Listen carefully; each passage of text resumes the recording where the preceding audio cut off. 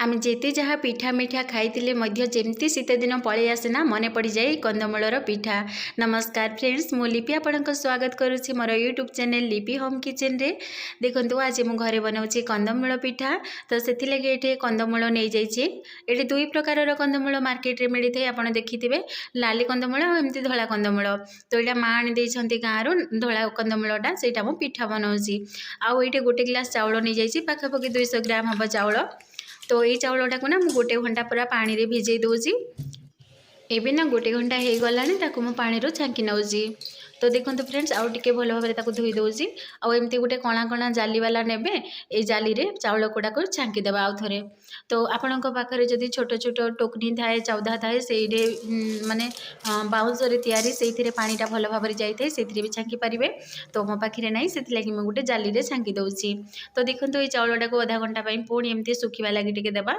तापर देखो ये कंदमूलटा को आम पानी रे सिझेबा। आपड़ चाहिए नॉर्मल कड़े डेक्ची भी चूल्हे भी सिझे पारे। मु प्रेशर कुकर रे सिझाए। तो एमती गोटे सीटी आसवा पर्यंत आम झाड़ा। जमा भी 2-3टा सीटी देवेनि ना आमर कंदमूलटा ना पूरा से चोपा छाड़ी मेल्ट हो। आउ कंदमूलटा बहुत जल्दी सिझी जाए।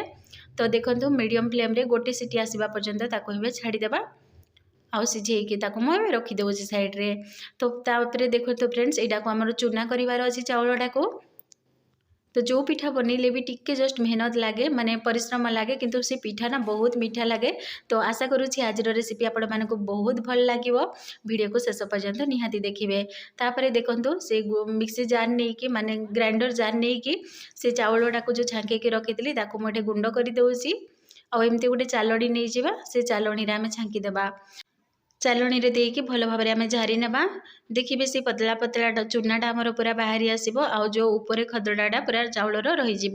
तापर एमती करके देखो सेकेंड माने 3 टाइम हो गोटे गिलास चाउल मु 3 टाइम करके मिक्सी जार देकी ग्राइंडिंग कर नौजी। आउ पाखापाखि देखो केते सारा आमर चूना हो गला। ये चूनाटा को भल भाव में हाथ माध्यम टिके मिक्स कर सबुआड़े। तापर ये आम जो सिझे रखी थे कंदमूल ना से कंदमूल ये चकटिबा। तो देखो चूना भल भाव में हल्का हो जाए। मु कंदमूलर चोपा छड़े नौजी। कंदमूलर चोपा जदि गरम गरम छड़ेबे भल पूरा जल्दी जल्दी उठी जाए।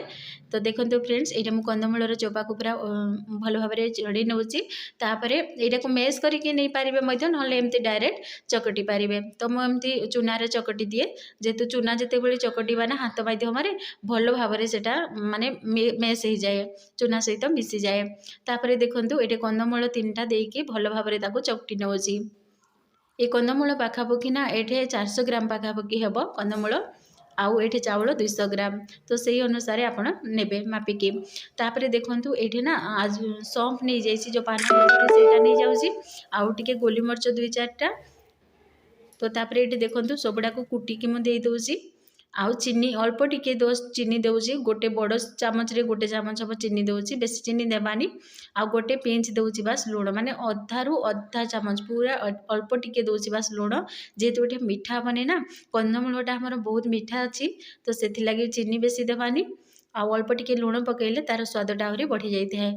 तापर ये अल्प टिके टिके जस्ट पानी देवा, बेसी देवानी। तो ठंडा पानी भी नहीं पारे, हल्का उषुम पानी भी नहीं पारे। अल्प जस्ट टिके टिके पानी देकी भल भाव में जमती आम रोटी बनाती ना से रोटी अटा को चकटती सेमती बास चकटी नवा। आपड़ देखिपे केते सुंदर गोटे सॉफ्ट डो मिसिकी तैयारी हो गला। तो यहीटा को ना आम कौन करवा छोट छोट बॉल बनइबा जमती रोटी बनाती सेमती पूरा सेम। तो देखो छोट छोट बॉल मु कर नौची। तापर हाथ साइज रे एमती तारी दौची टिके सबुआड़े एमती प्लेन हो गला, सबुआड़े सामान हो गला। देखो केते सहजरे और सिंपल रे ए पिठा बनीगला। यहाँ बहुत जल्दी बनी जाए। यहाँ को आम छाणीबा एबे। तो चलतु आ 2-4टा बनई दिए तापर आम छाणीबा। तो एमती मु बनाऊ थाए तापर छाणुता हेले मोर काम जल्दी हो जाए। तो देखो फ्रेंड्स जदि केबे आपण घरे खाइबा लगी इच्छा हो ना कंदमूलर पिठा तो यही प्रोसीजर बनइबे। देखिए पूरा 100% परफेक्ट बनइबो, बिल्कुल भी फाटिबनी। आउ एटा बहुत स्वादिया लगी थाए। तापरे देखंतु एमती हाथ माध्यम छोट बॉल करिकी पुणी आउ थे आरिसा काकर जमती पिठार सेप ना आम सेमती देदेबा। आपण चाहिए आपको बड़ बड़ करें शुआणी जमती करती शुआणी पिठा कंदमूलर। तो मुझे को बेसी बड़ बड़ कैनि बहुत फुले पिठा ना तो से लगे एमती मीडियम साइज रखी। तापरे देखंतु एठे 6-7टा पिठा हमर रेडी हो गला। चलंतु एबे छाणी नेबा। एठे मु कड़ाई रे तेल गरम करिकी रखिछि पूर्वरु। एबे हमें गोटे गोटे करिकी पिठा को छाड़िबा कड़ाई रे। तो देखंतु फ्रेंड्स जेतेबेले कड़ाई रे पिठा छाड़िबे ना ध्यान देबे सब बेले हाथ टिके ऊपर को बा साइड रखिकी छाणिबे नहले तेल टिके चिंकी थाए। तो तापरे देखंतु पिठा बहुत जल्दी ही एटा ऊपर को उठी आसे आ फुली जाए मध्य। देखि पारुथबे पिठा लाल ही आलियाडी आ सब पिठा फुली जाईछि। एमती जाली माध्यम आम टिके लौटे देवा ऊपर तल करदेवा पिठा को। तो तल पटटा भी टिके लाल ही आसले आम छांकी नवा। तो देखंतु फ्रेंड्स एटा को मु छांकी नउची। एटा ना ठंडा होला परे एकदम नरम हो जिवो, बहुत स्वादिया लगे आ बहुत टेस्टी मध्य होई पिठा। तापरे देखंतु सेकेंड बैच मु आउ थरे पकई दउची। एठे पिठा को गोटे गोटे करके आउ थरे पुणी छाणी नवा। ए पिठारे ना बेसी चलेबा को पड़ेनी, आपे आपे देखंतु केते सुंदर ऊपर को पूरा पिठा फुलिकी भासी आसुची। तो जानिबे कि पिठा पूरा हेई गला बोली। तो आमे ताको पुणी आउ थरे छांकी नबा। आ एटा बहुत जल्दी भी लाल हो जाई थाए आ फुली जाई थाए कंदमूलर पिठा। तो फाइनली हमर बनिकी सब पिठा रेडी हो गला।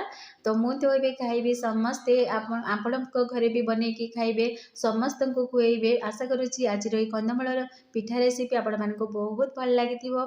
जदि भल लागिथिबो मो वीडियो को लाइक करिकी चैनल को सब्सक्राइब करिदेबे।